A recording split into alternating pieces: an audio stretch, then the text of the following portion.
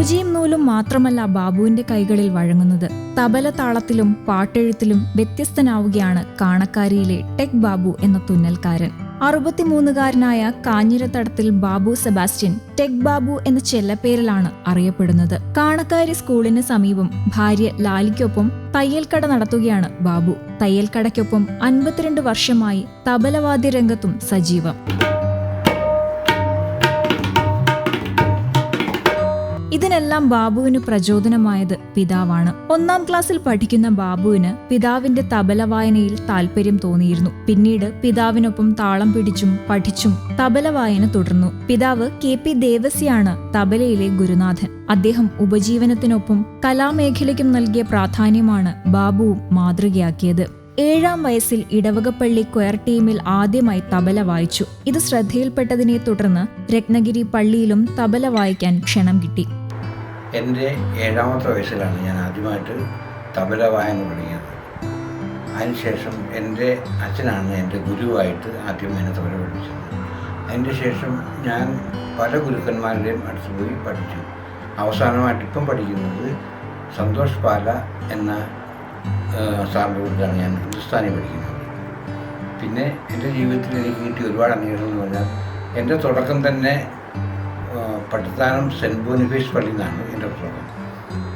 അതിനുശേഷം തൊട്ടടുത്തുള്ള രത്നഗിരി പള്ളി, പിന്നെ കാണക്കാരി അമ്പലം, കാണക്കാരി സ്കൂള്, ഇങ്ങനെ ഓരോ സ്ഥലത്തും ഞാൻ വായിച്ചു പിന്നീട്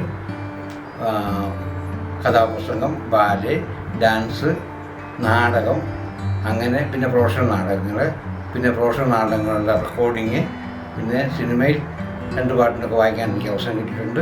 അതൊക്കെ വലിയ ഒരു അനുഗ്രഹമായിട്ട് ഞാൻ കണക്കാക്കുന്നു. തബലയിൽ ഗുരുവായത് 18-ാം വയസ്സിലാണ്. വിവാഹവേദികൾ, പള്ളി ക്വയർ സംഘം, നാടകം, ഗാനമേള, സിനിമ, പിന്നണി ഗാനം എന്നിവയ്ക്ക് അകമ്പടിയായി തബല വായിച്ചു. കാഥികൻ, VD രാജപ്പൻ, കോട്ടയം നടേശൻ എന്നിവരുടെ കീഴിലും തബല അഭ്യസിച്ചു.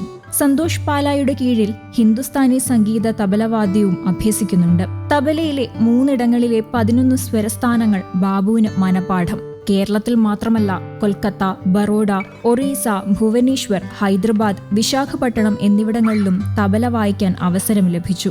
നിരവധി സ്കൂളുകളിലും വീടുകളിലും പോയി തബല പഠിപ്പിച്ചിരുന്നു. എന്നാൽ കോവിഡിനെ തുടർന്ന് അത് നിലച്ചു. നിലവിൽ 6 കുട്ടികൾ തബല പഠിക്കുന്നുണ്ട്. 3 വയസ്സ് മുതൽ 50 വയസ്സ് പ്രായമുള്ളവർ വരെ ശിഷ്യഗണത്തിലുണ്ട്.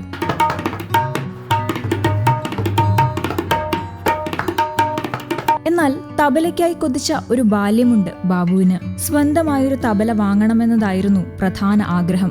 67 കാലഘട്ടത്തിൽ ഒരു സെറ്റ് തബലയ്ക്ക് 500 രൂപയായിരുന്നു. പരിപാടികൾ അവതരിപ്പിച്ചു കിട്ടുന്ന വരുമാനത്തിൽ നിന്നും തുക മാറ്റിവെച്ചെങ്കിലും മോഷണം പോയതിനെ തുടർന്ന് ബാബു നിരാശയിലായി. പിന്നീട് തബല സെറ്റ് വാങ്ങുന്നതിനുള്ള പണം ദൈവനിയോഗം പോലെ ലഭിച്ചു. 7000 രൂപ മുതൽ 15000 രൂപ വില വരുന്ന തടിയിലും ചെമ്പിലും പിത്തളയിലും തീർത്ത 3 സെറ്റ് തബലയും 4 ശ്രുതി തബലയും സ്വന്തമായുണ്ട്. 1965-71 കാലഘട്ടത്തിൽ പട്ടിത്താനം UP സ്കൂളിലെ വിദ്യാർത്ഥിയായ ബാബു പൂർവ്വ വിദ്യാർത്ഥി സംഗമത്തിൽ സ്കൂളിനായി ഓർമ്മയിലെ ഉപ്പുമാവ് എന്ന മിനി ആൽബവും ഒരുക്കി. യൂട്യൂബ് ചാനലിലും തന്റേതായ കയ്യൊപ്പ് പതിപ്പിച്ചു. മാസങ്ങൾക്ക് മുൻപ് അതിഥിയായി എത്തിയ സ്ട്രോക്ക് കലാമേഖലയിൽ ബാബുവിന് വില്ലനായി. ഇതോടെ താൽക്കാലികമായി വേദികളിൽ നിന്നും വിട്ടു. ഇന്ന് സംഗീതം എഴുതി തയ്യാറാക്കുന്ന ആൽബങ്ങളിൽ ഏതെങ്കിലും ഒരെണ്ണം പിന്നണി ഗായിക സിത്താര കൃഷ്ണകുമാറിനെ കൊണ്ട് പാടിക്കണമെന്നതാണ് ബാബു സെബാസ്റ്റ്യന്റെ ആഗ്രഹം.